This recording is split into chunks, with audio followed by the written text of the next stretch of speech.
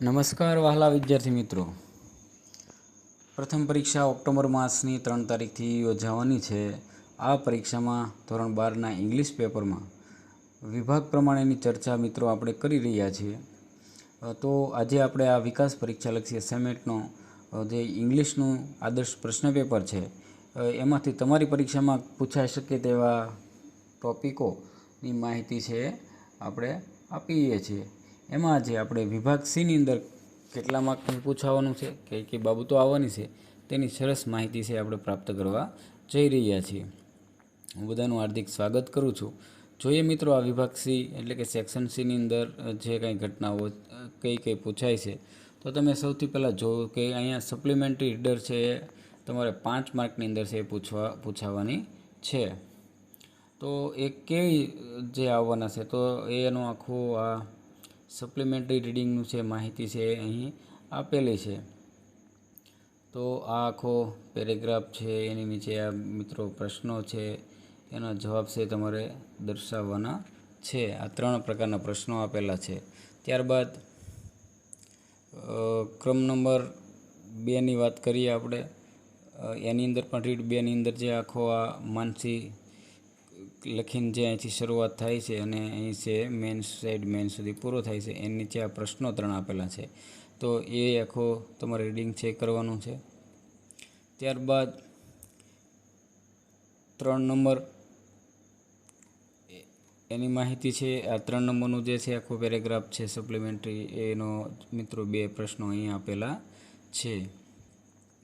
ત્યારબાદ 3 નંબર એ આખો તમે જોઈ શકો in attempt to block my shot કે એની શરૂઆત થાય છે અને ખૂબ લાંબો છે આ પેરેગ્રાફ અને તમે એની નીચે પ્રશ્નો આપેલા છે, એનો જવાબ છે મિત્રો તમારે દર્શાવવાનો હોય છે.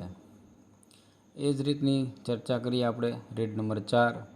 એનો આખો આ સપ્લિમેન્ટરી પેરેગ્રાફ છે મિત્રો અહીં સુધી રહેલો છે.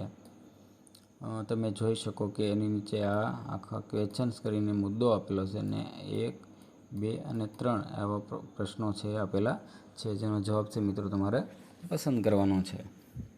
રીડ નંબર 4 એમાં આખો આ પેરેગ્રાફ તમે જોઈ શકો.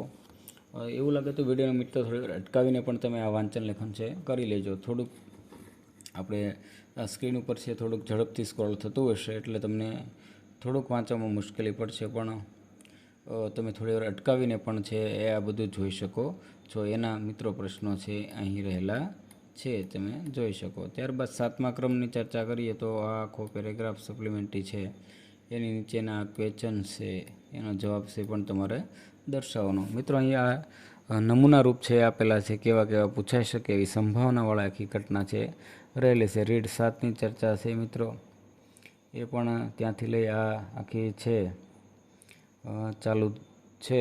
બહુ મોટો પેરેગ્રાફ રૂપ છે અને એની નીચે આ એના પ્રશ્નો છે, એનો જવાબ છે તમારે લખવાનો છે. ત્યારબાદ રીડ 8ની અંદરથી પૂછાય તો ડિયર મમ્મી, ડિયર પપ્પા કરીને જે આખું છે પેરેગ્રાફ એ અહીંથી લઈ એટલો અને અહીં સુધી છે એ છે, એની નીચે આ એના પ્રશ્નો છે, એનો જવાબ છે તમારે દર્શાવવાનો. ત્યારબાદ રીડ નંબર 9 થોડુંક ઝડપથી મિત્રો થઈ રહ્યું છે એટલે તમે આ જોઈ શકશો કે 9ની અંદર પણ આ રીતનું છે આખો સપ્લિમેન્ટરી રીડિંગ છે રહેલો છે અહીંથી લઈ અને અહીં સુધી. ત્યારબાદ એના જે આખા પ્રશ્નો છે તેની માહિતી તમારે પ્રાપ્ત કરવાની છે.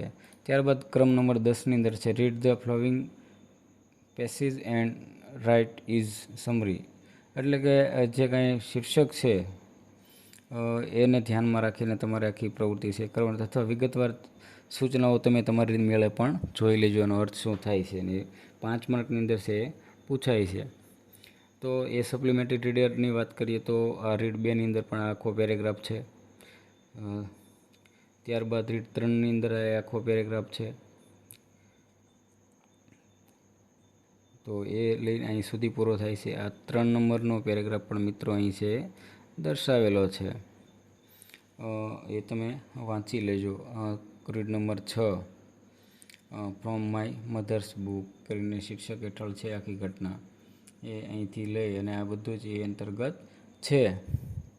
ત્યારબાદ રીડ નંબર 7 એની ચર્ચા મિત્રો આખો પેરેગ્રાફ છે આ, તો એ પણ તમે વાંચો શકો. ત્યારબાદ નવી સૂચના છે કે read the news clipping and answer the questions. એટલે કે આ આખું એક ન્યૂઝનું છે, 5 માર્કની અંદર પૂછાય છે. આખો પેરેગ્રાફ તમે જોવો અને એની નીચે આખા પ્રશ્નો આપેલા છે. એનો જવાબ છે મિત્રો આમાંથી તમારે કદાચ ગોતવાનો રહેશે. તો આ રીતનો આખો પેરેગ્રાફ છે. એની નીચે આ 5 પ્રશ્નો આપેલા છે જેનો જવાબ તમારે મેળવવાનો છે. ત્યારબાદ 2 નંબરનો છે ગ્રાન્ડ સેલિબ્રેટ એ કરીને જે આખો બર્ડ સેન્ટર જે છે વિક્રમ સારાભાઈવાળો, એનો આખો આ મુદ્દો છે. એની નીચે પણ આ રીતના પ્રશ્નો રહેલા છે. એ જ પ્રશ્નનો જવાબ છે તમારે મેળવવાના છે. તો એ પણ 5 પ્રશ્નો છે. ત્યારબાદ એવો જ ત્રીજા ક્રમનો છે વોઝ એલિબેન્સ ડ્રીમ્સ સેવા, જે કરીને આખો પેરેગ્રાફ છે તમે આ જોવો છો.